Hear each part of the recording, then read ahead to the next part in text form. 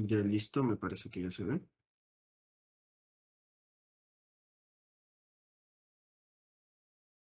Me confirman los asistentes, por favor, si se puede ver, si me escuchan bien también.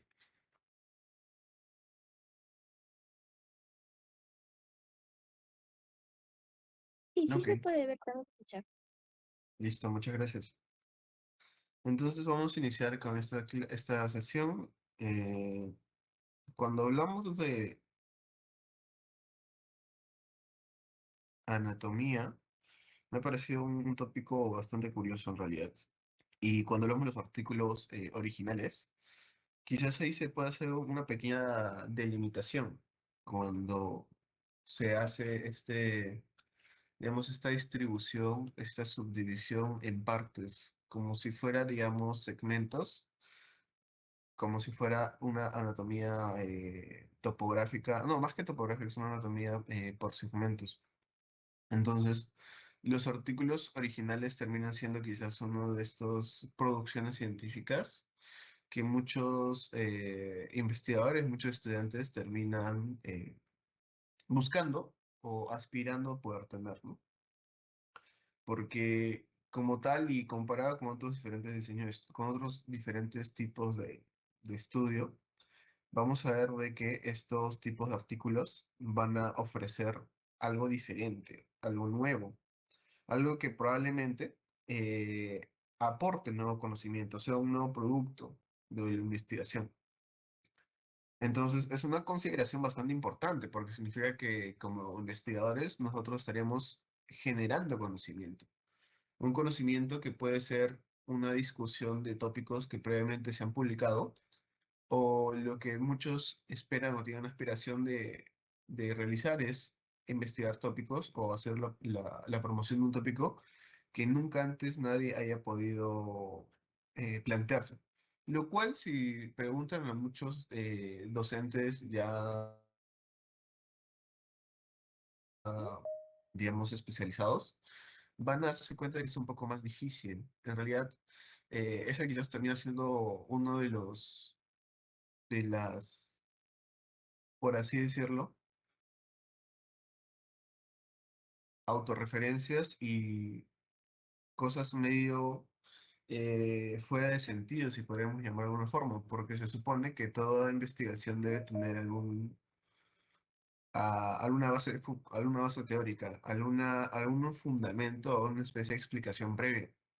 Eso parte de la propia justificación que vamos a ver también más adelante. Entonces, como tal, nada es 100% original, sino que tuvo que ser un planteamiento que ya se tuvo que haber realizado antes. Es bastante difícil, si no es que raro e imposible que se pueda hacer la investigación de algo nuevo, porque normalmente son cosas que ya se han podido observar al menos previamente. Entonces es una consideración muy importante. ¿Ok? Entonces, en esta ocasión vamos a hacer un pequeño índice sobre lo que es estos 5 puntos. En realidad, vamos a abordar entonces de forma descriptiva qué es lo que compone cada uno de estos segmentos y como tal vamos a ver entonces que hay ciertas partes muy interesantes que van a estar contenidas al momento de hacer artículos originales. Como tal, los diferentes diseños de estudio que pueden llegar a ser artículos originales existen varios. Entonces, como pequeño disclaimer, esta presentación está netamente basada en lo que son estudios observacionales. ¿Ok? Así que de repente un artículo, por ejemplo, un ensayo clínico, puede tener otras recomendaciones que serían muy útiles también a tener en cuenta. En esta ocasión, como es enfocado a estudiantes de medicina, lo más común es hacer estudios observacionales, tipo transversales, tipo caso control, tipo cortes. Entonces, esta presentación está más enfocada netamente en este tipo de aspectos. Así como también unas recomendaciones, ¿por qué? Porque terminan siendo los artículos científicos que uno como estudiante termina leyendo más. Así que también es importante también aprender a reconocerlos al momento de leer los artículos científicos, porque es la forma más importante, la forma más cercana en la cual nosotros podemos tener un entrenamiento continuo en la redacción científica. La redacción científica es algo que se va generando con la experiencia. Es algo que lamentablemente no, digamos, y también lo digo por experiencia, no es algo que uno aprenda haciendo cursos. Es uno que es algo que uno aprende en el campo netamente. Y se va a dar cuenta que a veces el aprendizaje siempre va a ser continuo. Y a medida que van aumentando las redacciones, a medida que van aumentando los proyectos, esta redacción va mejorando mucho más. ¿Ok? La idea es esta, la idea es que tú tienes una propuesta, tienes una presentación, tienes resultados. Entonces la idea es cómo poder transmitirlos adecuadamente al público, a la comunidad científica y que estos se mantengan en su entendimiento. ¿Ok? Entonces, cuando hablamos de la anatomía científica a nivel de los artículos originales, vamos a hacer, digamos, esta distribución en segmentos. El formato más importante que podríamos llamar o el más, entre comillas, comercial, el más utilizado porque es una forma bastante útil de poder recordarlo, es el formato IMRD. En ese sentido, el formato IMRD recoge estos cuatro segmentos. La introducción, los métodos o la metodología, los resultados y la discusión. Son los segmentos más importantes. Van a poder delimitar y describir mejor la población, así como también los resultados de tu estudio. Es por eso que inclusive estos son los apartados que utilizan muchas revistas para poder describir el segmento del abstract, ¿ok? Entonces, recordando, I de introducción, M de métodos, R de resultados y de discusión, ¿ok? Pero a nivel de los elementos, a nivel de los segmentos de los artículos originales, vamos también a poder encontrar otros tipos de apartados. Por ejemplo, el título, los autores, las palabras clave y el abstract que ya mencionamos. Las conclusiones que también pueden ser y encontrarse dentro de la discusión. ¿Ok? Reconocimientos y las referencias. El título, vamos a ver también un poquito más adelante, pero en realidad la idea es que un título sea atractivo, pero que no pierda el hecho de que sea, que describa el proyecto. Si hacemos una pequeña analogía con, por ejemplo, lo más cercano, ¿no? Antes de hacer un artículo original tiene que hacerse un protocolo. Entonces, siempre se menciona que el título, la pregunta de investigación y los objetivos son tres componentes que tienen que asimilarse, tienen que ser casi iguales. Entonces, cuando uno hace el título de un artículo científico, también es casi lo más aproximado a lo que sería la pregunta de investigación. ¿Y por qué es importante esto? Porque a diferencia de ¿cómo se llama? De un protocolo de investigación, vamos a encontrar que una de las cosas que no es bastante común o no es obligatorio, por así decirlo, presentar en tu artículo original es proponer la pregunta de investigación. Es un componente bastante curioso, porque la pregunta de investigación termina siendo el componente más importante al momento de ser un protocolo, pero no se termina esquematizando de forma concreta o de forma directa en lo que es un artículo original. Lo más cercano es el objetivo, un objetivo que termina siendo el objetivo general, más que nada, que es para los que de repente tengan un poquito más de acercamiento con la lectura de artículos científicos, van a ver que el objetivo siempre está o como un párrafo o como una sola oración al final de la introducción, ¿ok? Entonces es una consideración bastante importante a tener en cuenta. Pero también hay otro detalle, algo que también hace, me parece un tiempo, se ha criticado un poco a la comunidad científica. Y es que si bien los títulos tienen que ser algo atractivo, esto no significa que tienen que de repente ser un poco como amarillistas, hacer como que propuestas y características un poco que no tienen nada que ver con el título. Me parece alguna vez haber visto, y seguro alguno de ustedes probablemente haya visto alguna referencia a ello, algunos títulos que sean en inglés, perdón, en pregunta, en formato en pregunta. La pregunta sería si es que esto es relativamente aceptado.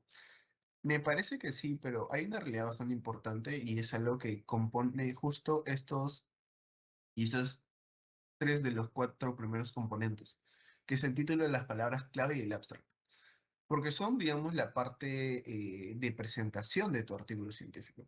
Y son los componentes que van a ser utilizados para poder extraer de mayor facilidad tu artículo cuando una persona está haciendo una búsqueda enfocada en la temática de tu artículo. Entonces, si tu título no tiene nada que ver o no representa o no expresa las características, las descripciones o la finalidad de tu estudio, entonces puede ser un poquito, puede verse un poquito informal, pero también puede dificultar la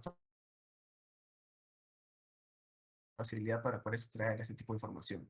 Entonces es un componente bastante importante. Más allá de que de repente hay otras características como la cantidad de palabras, la pregunta sería que el título sea lo más descriptivo posible del estudio que se está haciendo.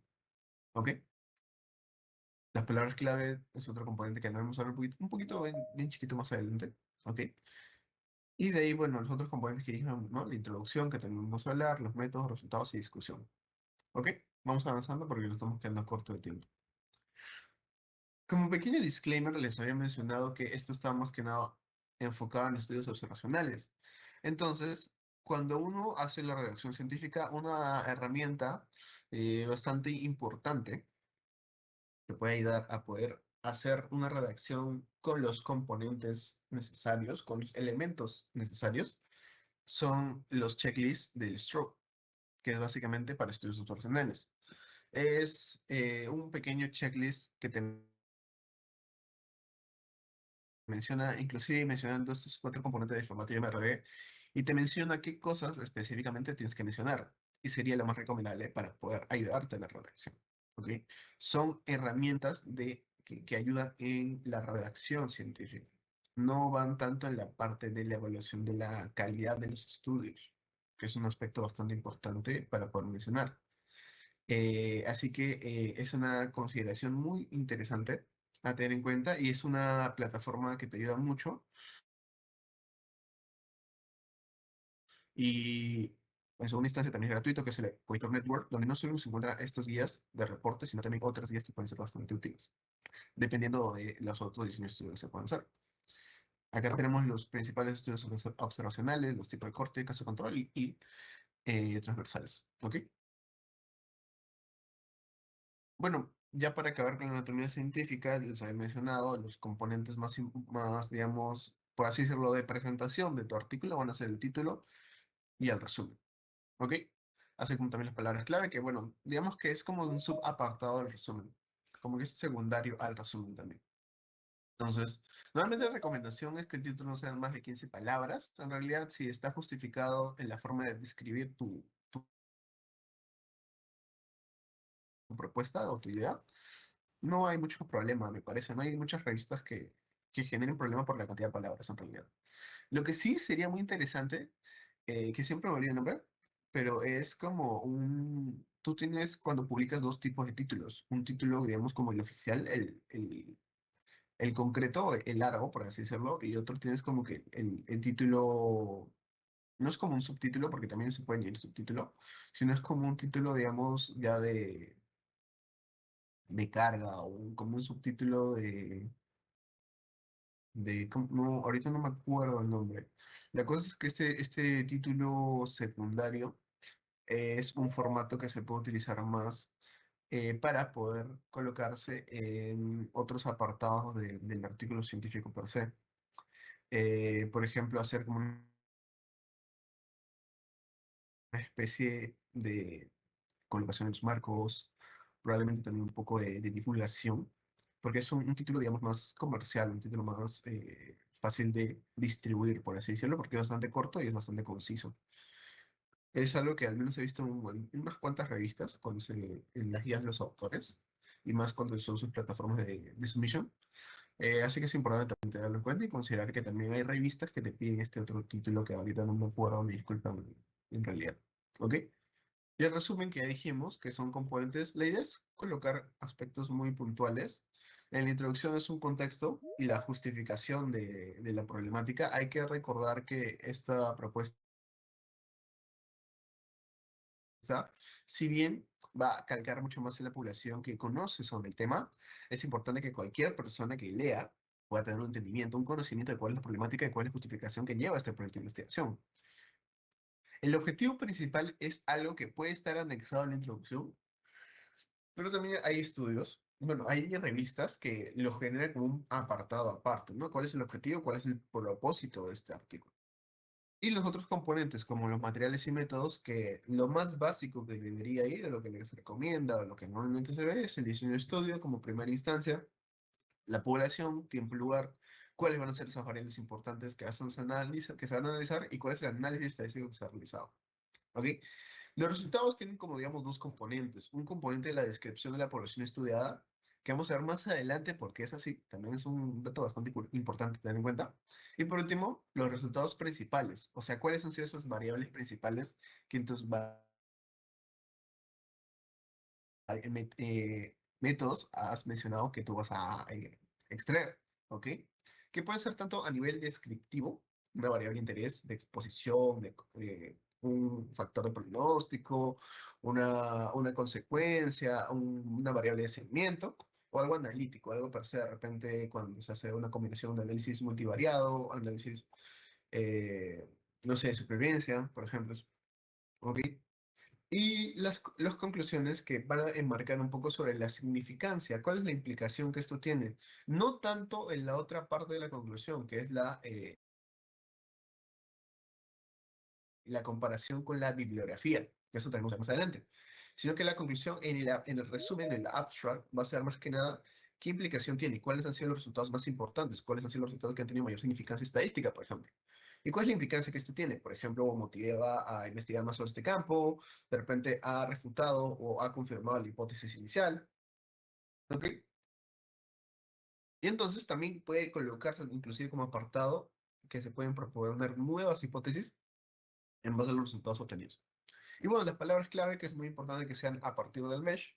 El DEX también es una alternativa, pero me parece que algunos autores llegan a como que citarlo. O sea, es una citación un poco rara. En realidad, cuando hacen el submission en las revistas científicas, normalmente algunos tienen su propia lista, que ayuda mucho más fácil a la búsqueda.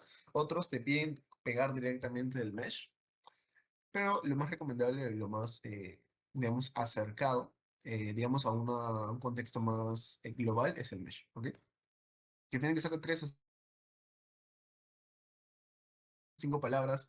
Traten de que sea conceptos clave de la problemática que se está desarrollando. Porque también he visto que hay personas que, por ejemplo, lo colocan como palabra clave estudio observacional o ensayo clínico, o un ensayo clínico aleatorizado, lo cual tampoco está tan mal, más está, o lo he visto en unos más aceptado de ensayos clínicos, pero lo ideal y las palabras clave es de que sean componentes importantes de lo que tú estás buscando. Por ejemplo, no sé, si yo estoy buscando sobre diabetes, o sea, no cabe en ningún mundo que yo no pueda colocar como palabra clave diabetes, ¿ok? Ya sea tipo 1, ya sea tipo 2. Y de ahí que estoy evaluando en la diabetes. Por ejemplo, jóvenes, por ejemplo, adultos, por ejemplo, niños. ¿En qué población lo estoy haciendo? ¿Y qué variables pueden ser? Pueden ser, por ejemplo, o no sé, calidad de vida. O puede ser, por ejemplo, complicaciones a largo plazo. No sé, puede ser una nefropatía diabética, una retinopatía diabética y cosas así, ¿no? O sea, que sean componentes importantes y básicos. Es como desmenuzar todo tu artículo en solo 3 o 5 palabras. Y ya con eso como que te da un acercamiento sobre qué trata tu artículo científico. Y como entienden, esta es una presentación muy importante, tanto así que inclusive con solo el abstract y el título se pueden hacer presentaciones incluso en congresos, ¿ok? Es una notación bastante importante, ¿no? Hay congresos internacionales donde solo presentando estos dos se puede hacer una propuesta de proyecto, una propuesta de artículo sin ni siquiera haberlo publicado propiamente, ¿ok? Bueno, entonces pasemos rápidamente cada uno de los componentes. Como ya dijimos, hay, digamos, un checklist que nos ayuda a poder delimitar qué cosas vamos a poder plantear. Pero digamos a nivel de grosso modo, a poder más descriptivo, cada uno de estos componentes van a tener diferentes apartados, digamos temáticos,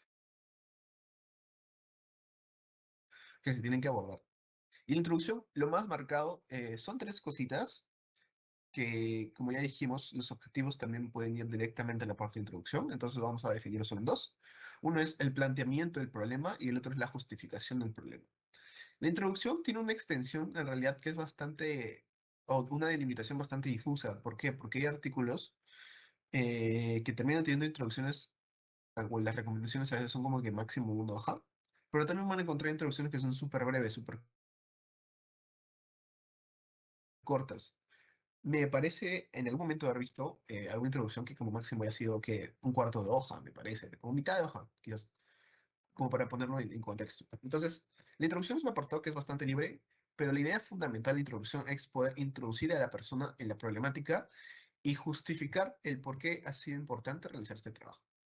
Cuando uno plantea la problemática, cuando uno la describe, es importante partir de dos cosas. ¿Qué cosa se conoce y qué cosa no se conoce? Por ejemplo, ¿cuáles son los determinantes de la problemática? ¿Cuáles son las causas? ¿Cuáles son las consecuencias? ¿Qué implicaciones tiene la práctica clínica? ¿Ok? ¿Y cuál, por ejemplo, puede ser su manejo actual? Son como que cositas básicas que uno conoce. A mí me gusta decir, es como si tuvieras que hacer o como si estuvieras haciendo la clase de ese tema, porque al final es lo que tú conoces, ¿no? Es algo que está, digamos, a nivel académico transmitido a nivel de generaciones. Pero también hay cosas que no se conocen, que quizás no son tan popularizadas, entre comillas, porque si no, imagínense, en todas las clases que ustedes hagan a nivel académico, se les presentaría o se les expresaría que estas cosas no se conocen sobre cada tema. Pero son cosas que recién uno, digamos, va adquiriendo, va extrayendo o se va indagando cuando va investigando mucho más de estas cosas en la bibliografía, pero sobre todo al momento de la práctica clínica con los pacientes. Ahí es donde realmente se generan preguntas de investigación. Y por último, que quizás es la parte más importante y la parte que va a delimitar la importancia del estudio, son los gaps de conocimiento. ¿Qué cosa es lo que no se conoce?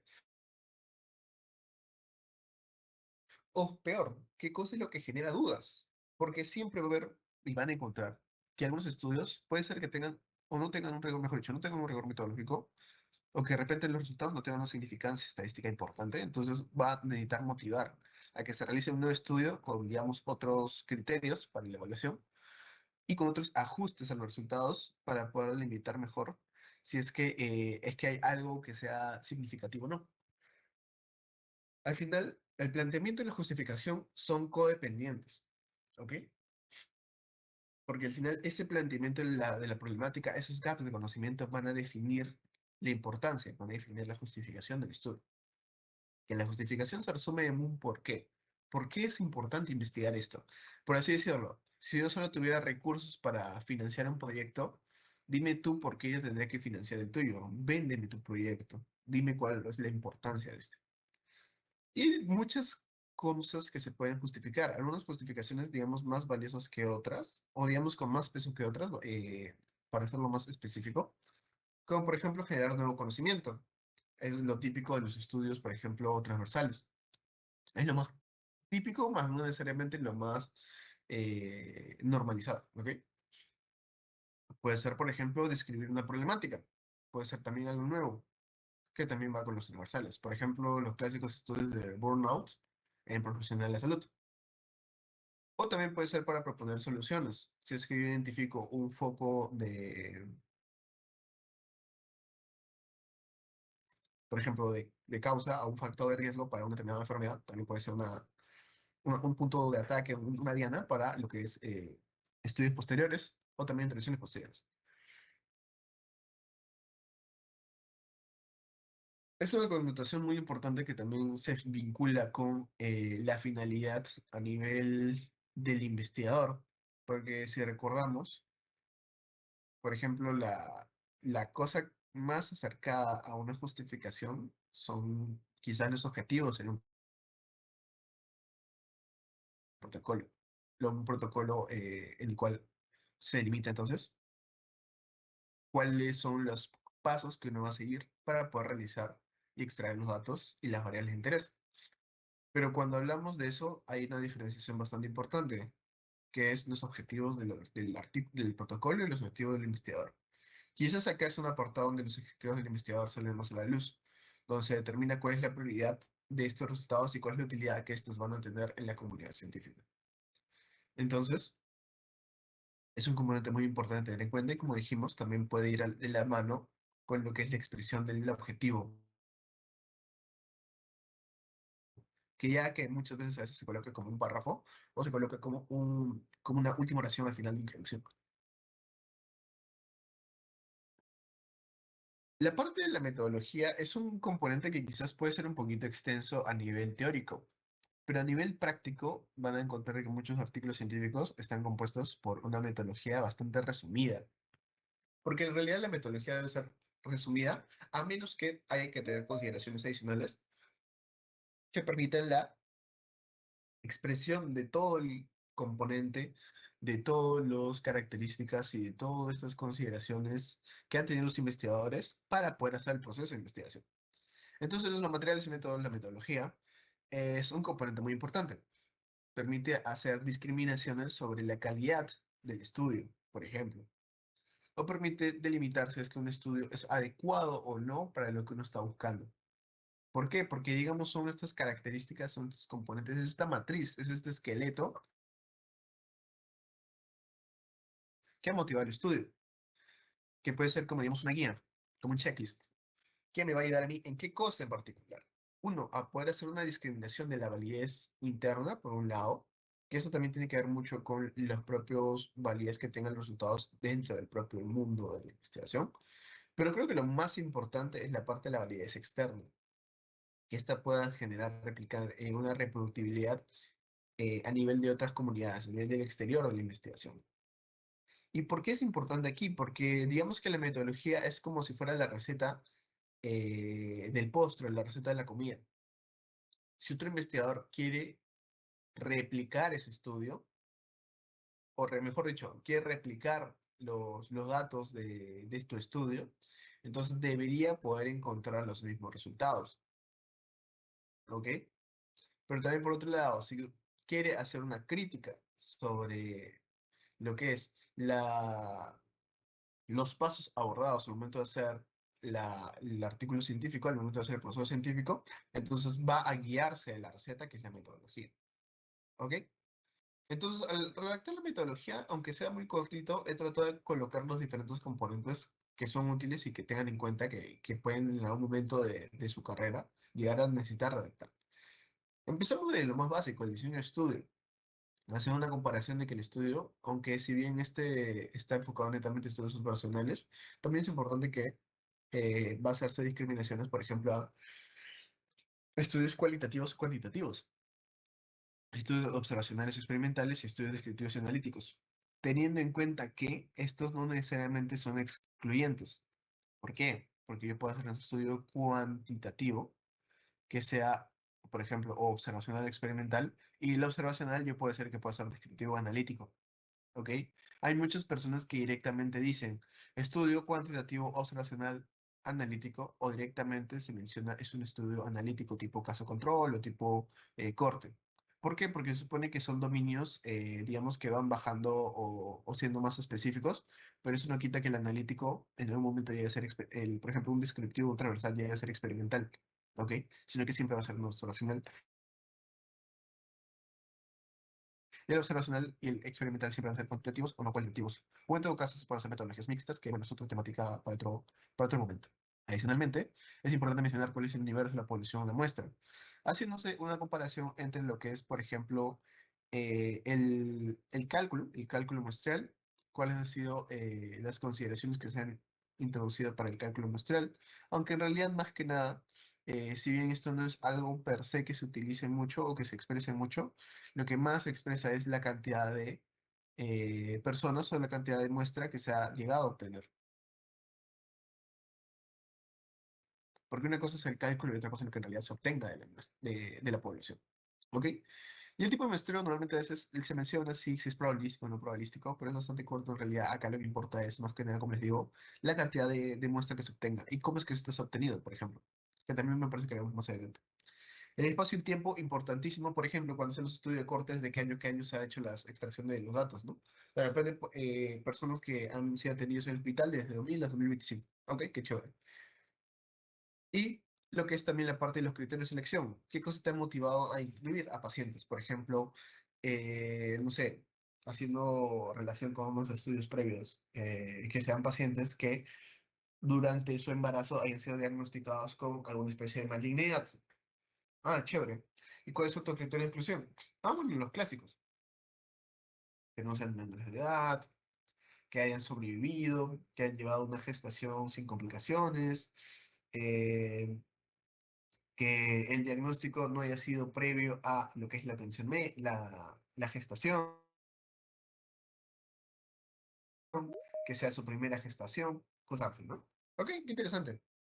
Porque así es una forma de poder delimitar. Si bien puedes hacer un cálculo, puedes extraer una parte de tu población, es importante considerar que no necesariamente todos van a incluir con lo que tú estás buscando. Y estos criterios de selección te van a poder ayudar a poder delimitar una población más específica, más crucial, una población que no sea quizás tan variada, ¿ok? Y que eso va a ayudar a que tus resultados también sean bastante significativos. Y por otro lado, lo que es la definición racional de variables, que bueno, eso ya quizás es un componente que en realidad lo que más importa acá es definir o expresar al público cómo es la definición que tú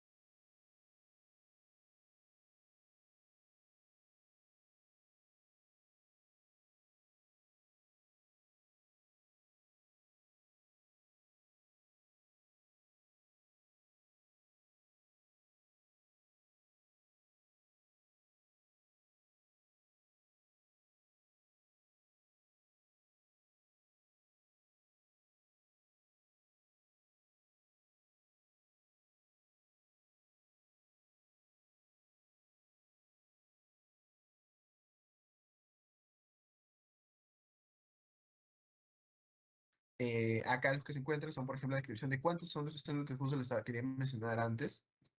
¿Cuál es la diferencia entre la descripción de tu población y la descripción de tus variables? Pues la descripción de tu población te va a ayudar a poder limitar si los grupos de análisis son comparables. Por ejemplo, un grupo de análisis expuesto, de un grupo de pacientes expuestos y no expuestos. ¿Son comparables estas características que los describen, por ejemplo, sociodemográficas, clínicas, en relación, por ejemplo, a edad,